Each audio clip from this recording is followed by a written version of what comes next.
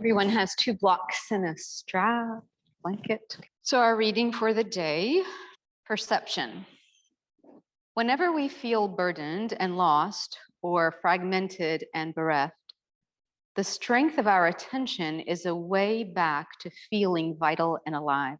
What this means is that as water will fill any holes, life force will fill us and animate us if we can only give our full attention. It doesn't matter to what, just that we try one more time to be completely present and hold nothing back. The oldest tools of presence are holding and listening. These are the instruments of attention that never seem to fail. When we can attend whatever is before us, we become immersed, and it brings us alive. We only have to cross the barrier of our weariness to begin again. That's when we also need the attention of others, to be curious, to bring us water when we think we can't drink, and to feed us wonder when we think there's nothing left. The strength of our attention will bring us back to ourselves and back to life. Mark Nepo. Okay. So as we begin, we are sitting with feet together in Baddha Konasana. And let's sit tall. So everybody is sitting with a little bit of height. Hold on to your feet, hold on to your shins, or whatever gives you the chance for the leverage and lengthen. We'll do work like this also from being reclined, and we'll be able to feel all the more the invitation to lengthen the neck. As you exhale, come and fold. And as you fold, notice where your elbows are and what you can do, that you can press the elbows down and out against the inner thighs and invite them to what will become more of their action. And then as you exhale, lengthen through the crown of the head and find that your body might give you permission to a little bit more. Take one hand ahead and press down and forward. Take the other hand and find what works, meaning that if what you really need is to put the block under your hands to get there with extension, then please do that. And as you inhale, come upright. As you slide off of your prop, we're going to turn one leg out. And so the idea now is to turn one leg so that it has internal rotation. And I am inviting you to this place where we have knees at 90. So let's continue with rotation in the direction of what we consider the front knee. And then we're going to go the other way today. So use the floor, extend, walk the hands around just a little bit, walk forward. And it's not about rotating deeply to this side. I want us to reach the inner knee into the floor, the inner knee of that back leg. And then perhaps take the arm that came across the midline, take it and reach. Reach. And it will follow the intention of the twist. And as you do that, you'll have a little bit more lifting action. While this arm is reaching, let's give it a different position. If you will lower it toward the floor, turn the palm up and reach underneath the arm that is propping you up.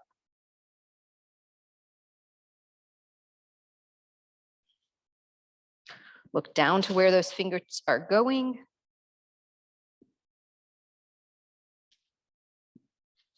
And then as you inhale, we're going to aim the other way. So if you'll place your hands behind you and begin to just turn your body while you are upright in the other direction. Our hips could stand to have this. We are playing between the actions of internal and external rotation and their relationship to what happens in the torso, not just the legs. If there is opportunity to a little bit more, just keep coming, just keep feeling what can we manage in this upright position. All right. And one more time, we're going to go back in the direction of that initial twist, this time coming a little bit lower. And I want you to consider putting your forearms down. If what you prefer is to put them down at a set of blocks, you can. But while you're here, if you'll keep the knee, the back knee at the floor and lift the foot, let's start with that. And then consider lifting that leg in general, straighten the leg out, reach it away, feel the effect of that internal rotation. We're going to continue to change the angles that might serve us. And so I'm going to invite you to walk the arms that little bit further forward so you are closer to being over the front knee or the front shin, in which case the long leg travels behind you a little bit more and there's a little bit more engagement in the gluteal muscles.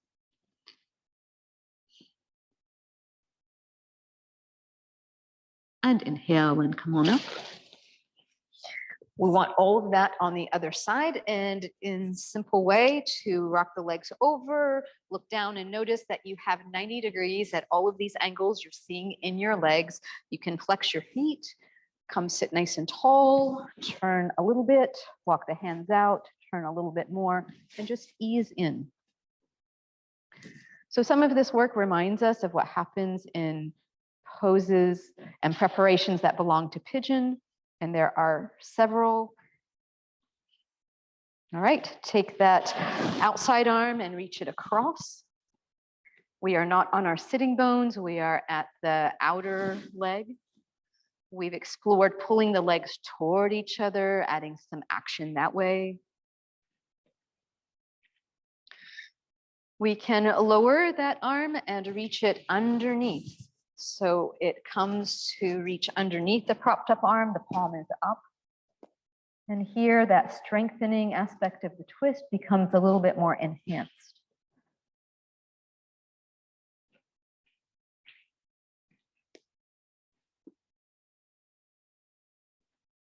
It's easy to forget the legs. We're trying to keep them on.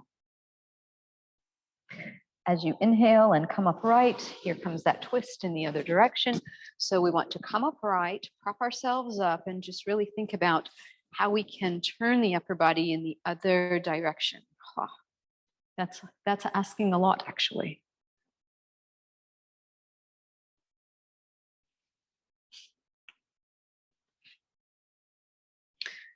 Quite often we are using the wall as a prop. And I want you to imagine if you had the wall at your front foot, how you would push into it and get a little bit of leverage, right? And so if you just so love this, you can take it home for a little bit of homework and find that not only is your foot against the wall, but the shin of the other leg will be resting against the wall as well. So we'll have a chance to explore those opportunities as well. But for now, evening it up, we're coming around. We're gonna come to a lower position. We're gonna keep walking around. And then keeping that back inner knee at the floor, we're gonna simply lift the foot. So we're exaggerating internal rotation. This is a great maintenance kind of preparation or movement.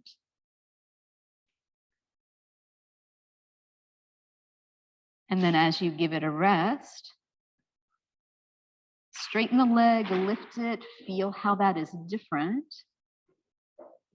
And if you were to continue walking around toward the bent knee, over the shin, then that back leg is going to travel further behind you, and we accentuate how the medial glute has to do that little bit more. Your arms are helping you access the floor, right? This drawing you over into coming over that shin best you can. Looking good, everyone.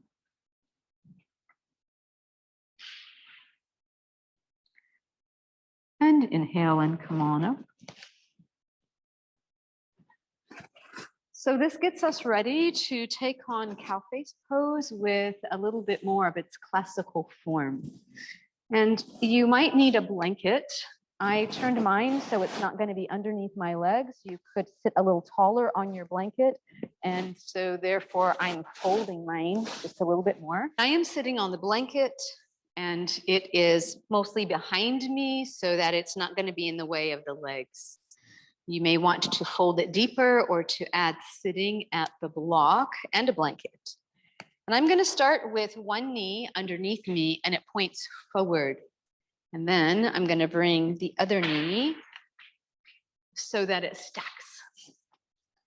And this is just the variation that took advantage of those pigeon style movements in our warm up. But then for any reason, if this is not comfortable, we can do all of our work from here. We can do all of our work from here. And I'm going to speak in terms of which is the leg in front or which is the knee on top. So as you put your mind on that for yourself, whichever is the knee on top or the leg in front, the opposite arm is going to be the top arm. And the strap can be there to ready us. And some of you will decide you don't need the strap. But as you lift the arm and turn, you're going to encourage this rotation, right? And then reaching back the other arm to its place, using the strap or not. If 3 fingers hook the strap, hook each other, then you don't need the strap. But as you get situated, bring your attention to how you're using your legs. That the legs push the floor, they bear into each other. The top elbow reaches up and back. We keep inviting that, and it will guide our progress with time and practice. Very nice. We'll stay one more breath.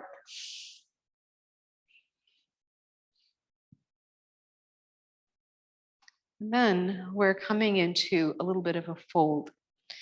So as you take the strap away, come walk your hands forward. And you might find that you prefer the other block underneath your hands. But all of a sudden, we are asking for more of those outer hip stretches that remind us of what happens in those pigeon style movements. The front spine is long, the legs into each other and into the floor. Good action. Time well spent.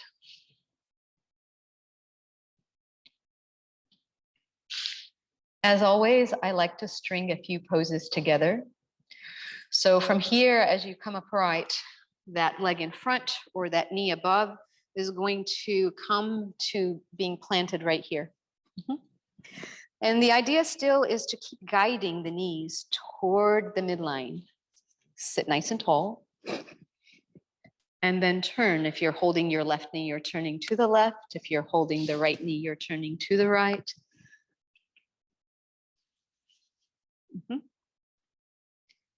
You're welcome to prop up with that backhand, to slide it across any amount. It will help guide the amount of rotation. And then to perhaps hook that front knee a little bit deeper. You can hug it with your elbow. The legs into the floor, give us a chance to lift the rib cage and continue rotation. And then some of you may find that your practice includes taking that front elbow to the outer knee. And so as we hook it there, we're still involving everything we can. The fingertips reach up. We can turn the head and look over the shoulder and behind.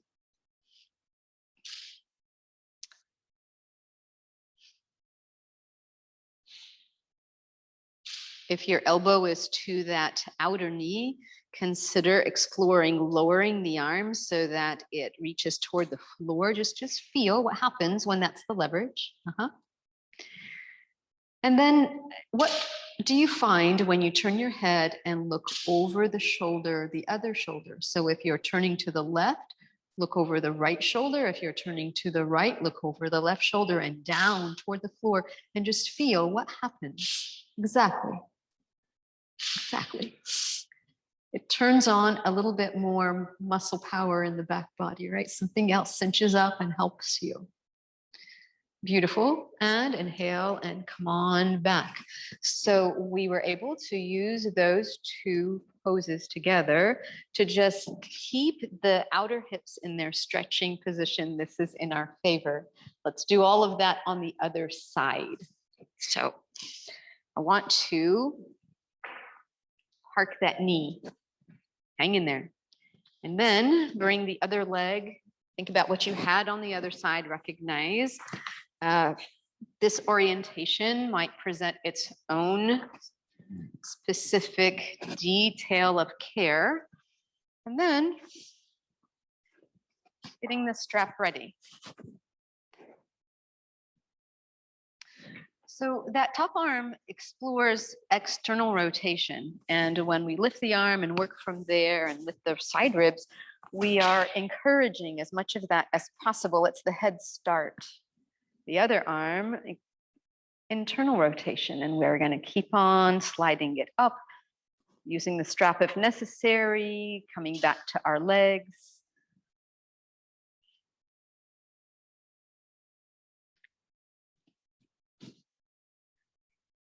Staying present with our attention helps us to appreciate all the ways we are already strong, how we move within our means for mobility, and how adding strength work is truly the safe answer for progression. And then it travels into life. How do we work at? We work at maintaining all the ways we are strong. All right, keep reaching the top elbow up and back. Everyone smile. Enjoy where you are. Right, it feels good to even it up.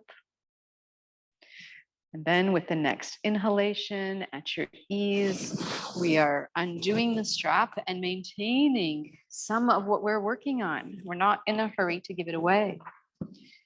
So I want to prop up that leg and still keep with this idea, oh, the legs toward knees, toward the midline. Find what you can do. If this is too much, please place your foot in line with its sitting bone, right? And that top knee tells us which way we are going. We're trying to keep both sitting bones even. And here we go. So that back hand can prop you up. The front arm uses the leverage of your frame.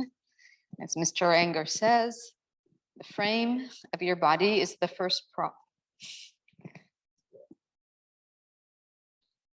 So cow face pose came first, Gomukhasana, and this is Ardha Matsyendrasana, half Lord of the Fishes. As you take the elbow, those of you who are comfortable with elbow to the outer knee, hook the knee and then use that. Reach the fingers actively, take the back hand perhaps and slide it across, because what you are inviting is the upper spine, the shoulders to move along into this twist. And then look over that shoulder. If you're turning to the right, look over the right shoulder and behind. Keep the legs working into each other. And then finding all those places we gave our attention to on the other side. If you're to the outer leg, lower the arm. Lower the arm and just feel.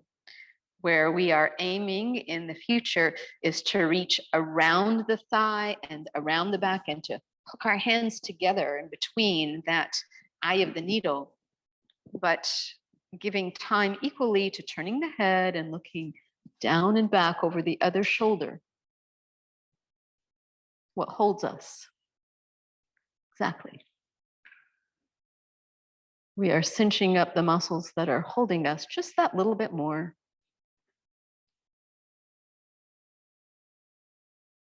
Very nice. We'll stay one more breath. And then inhale and slowly work our way back. So now we warmed up not just hips, but shoulders. And we're going to take our blocks ahead of us. So I am going to start with medium height blocks.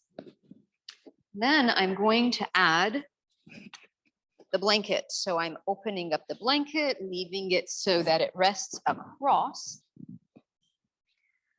The blocks are on the inside of the knee. We're going to lift the back knee and aim to stay long and low. Look slightly ahead. Play with turning your palms up. Turning the palms down. Resisting the inner knee to the outer shoulder.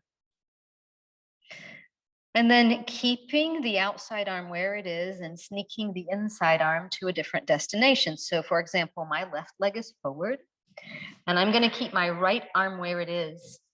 And I'm going to take my left hand underneath the thigh and put it on the floor to the outer foot. And I'm just going to work from there. I can use the forearm to press into the calf and invite more of a lengthening hip opening. And the reason we're doing this is because we attended to stretch for the back of the body and the outer lines of the body, and this gives us a stretch to the front. Does everybody get that in their body? Yes? Okay. Press that knee. We'll come back. We need to let the other side catch up. So as you turn the blocks low, if you will please come into your plank, roll the shoulders open, keep lengthening. Already we can tell this feels like recovery because it's with symmetry. Come into your downward facing dog. Give yourself opportunity for more of a recovery. You may decide you don't need the blocks. I'm just giving us a chance to stay heavier in our lower body, more open, lighter in our shoulders for just right now. And as you inhale and lift your head and look ahead, step the other leg forward. And as you make your way there, as you turn the blocks, let's find all of those places on the other side. I'm resting the back shin. I'm taking the blocks to the inside.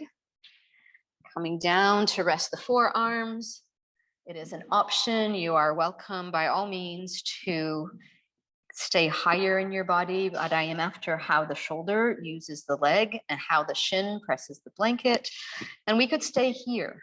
We could stay here. And if you'd rather have that evening effect, if what you did on the other side was to plant the toes and lift the knee, here is that opportunity. And the body adjusts, and the more that we know this place and we work on opening through the front of the hips, then the more we'll be able to stay long and low and keep that intention.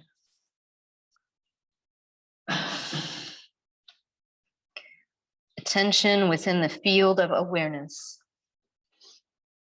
All right, and give it a rest.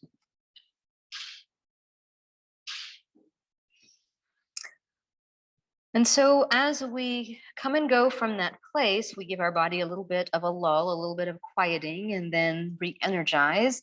Know that as you go again,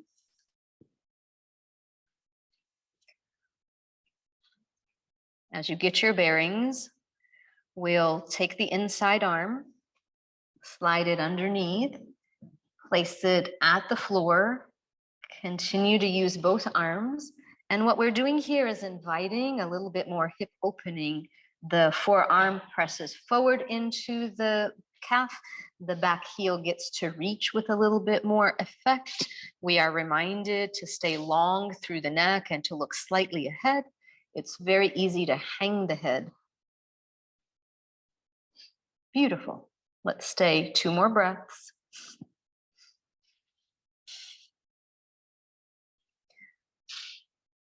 Consider sending your breath to those areas that truly get your attention. Soften them.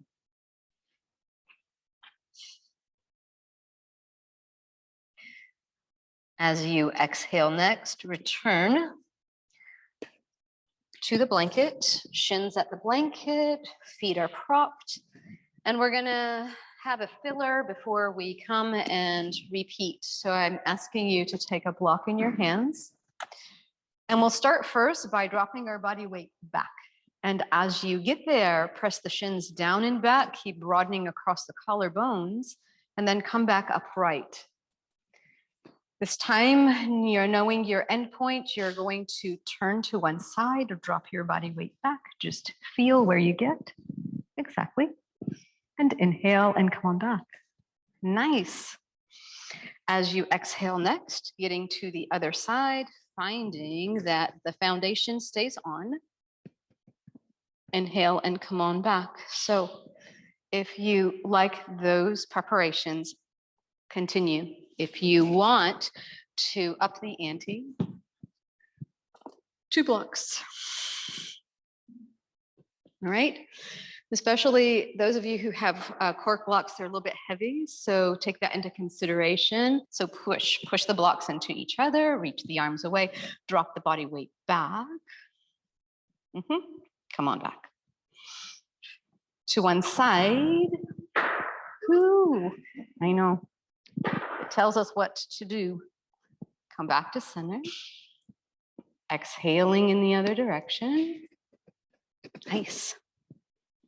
Come back to center. One more time through the center, please. Dropping back.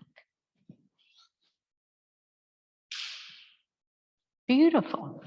All right. So the intention of that was to continue opening through the front. Every time we open, we afford ourselves the opportunity to fold again a little bit deeper at that. And so it's an opportunity to explore, to experiment. If I were to take that inside arm and bring it under, can I really fold into myself a little bit more and wear the leg on my shoulder? Can I get there? And so I am turning the block that rests underneath my forearm. I'm turning it to its lower position and I'm just bearing there. And so I'm just folding that little bit deeper. If what you want to experiment with then is to instead put the hands down where your backpack leg, then push into the floor and lift the foot off the floor.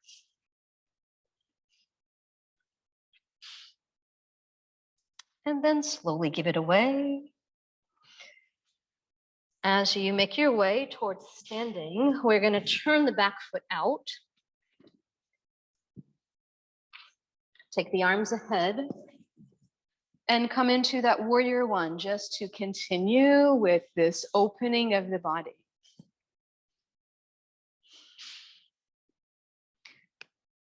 At any point when we work intensely, we can use a twist to not just fortify our work, but to release any overworking. So now bring your arms forward as you fold. Pivot off the back foot so all the toes point forward. Bring your hands together and to the outer knee. We're going to come back here and add a little bit more. But for now, keeping it simple, just use the leg, right? The body is the prop. The outside arm can go behind you. We had a similar position from sitting, using your arms into the body, add rotation.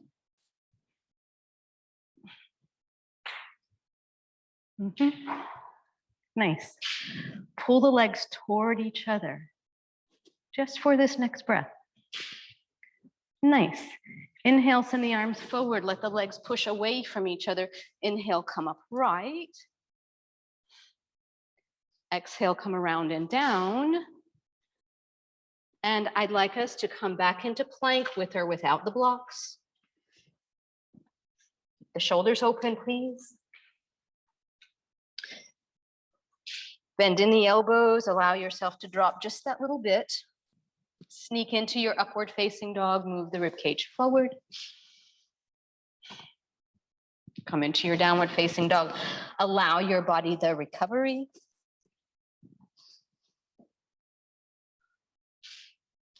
Inhale, lift your head and look ahead and step the other leg forward.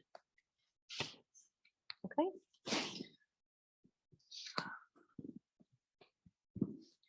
So think about where you started. So we start in the same way. Then we take that inside arm to the outside of the leg. We can turn the block underneath the other arm lower and just fold a little bit deeper.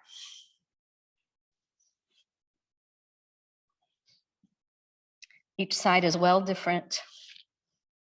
And we get the backpack on over here. If you use both arms into the floor, wearing your backpack. We could stay here and just give effort to it. Nice strengthening work, very effective. We could push into the floor and lift that foot, remembering to breathe. Some of you know yourselves in this pose to extend that front leg. And then as you ease out of it, as you ready yourself to claim your strength, standing and rising, turn the back foot out. Take the arms ahead. Again, we're trying to hold on to what we were working on. Come upright. Keep lifting. Coming to a familiar pose is also recovery. Bring the hands together and come to the outer knee, slide down. Make any adjustments, turning the back foot so that you are able to lengthen and lower, resisting the arm to the leg, and then taking that outside arm behind us so that we use the frame of the body and continue rotating, connecting all of what we worked on before.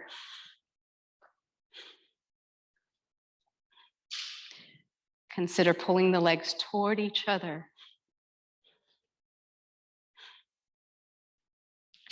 Inhale, send the arms ahead. Continue the inhale, come upright. Anchor the back leg well. Continue to open. And this time at your ease, gently step over your props, bring the hands together, and just feel this great place of symmetry, right? Take the arms behind you, clasp them together, reach down.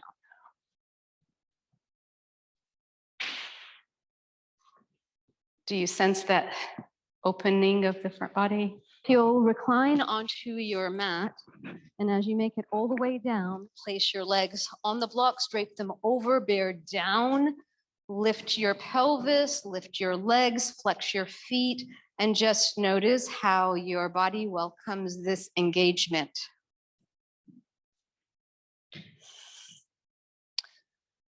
We spend most of the day, our waking day, using the design of our human body, and that is that the back body holds us up. So whenever we have a chance to really cinch up through the back body, it is a recalibration.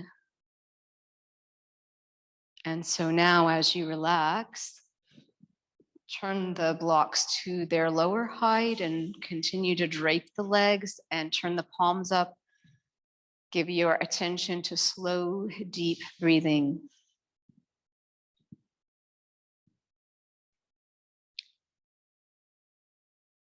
Make your breath smooth and slow, steady.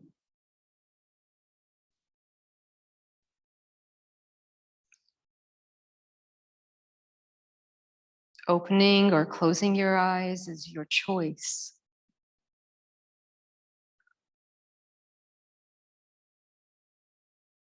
As always, you are welcome to stay as long as you wish.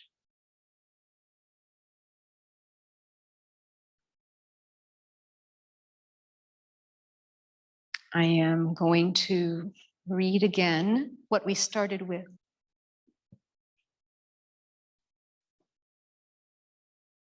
On perception.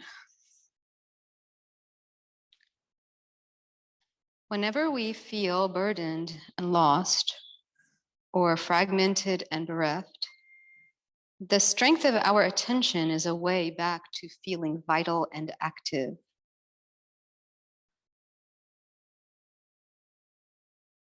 What this means is that as water will fill any holes, life force will fill us and animate us if we can give our full attention. It doesn't matter to what, just that we try one more time to be completely present, hold nothing back. The oldest tools of presence are holding and listening. These are the instruments of attention that never seem to fail. When we can attend to whatever is before us, we become immersed, and that brings us alive. We have only to cross the barrier of our weariness to begin again.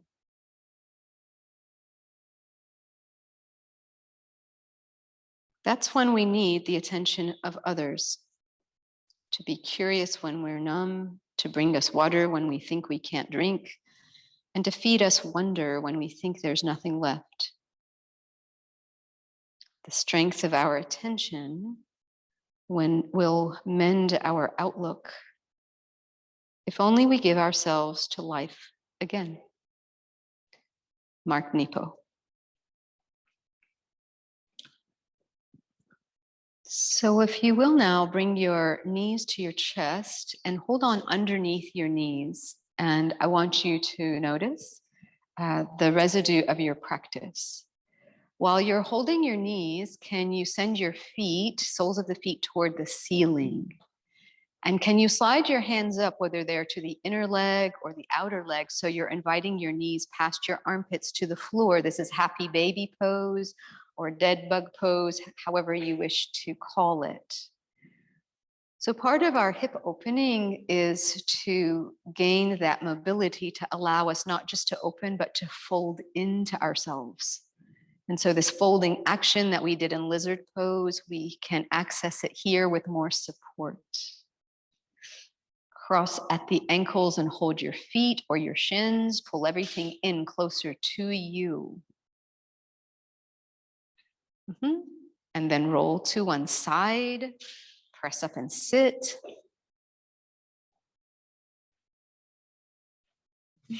Great work, everyone. Namaste.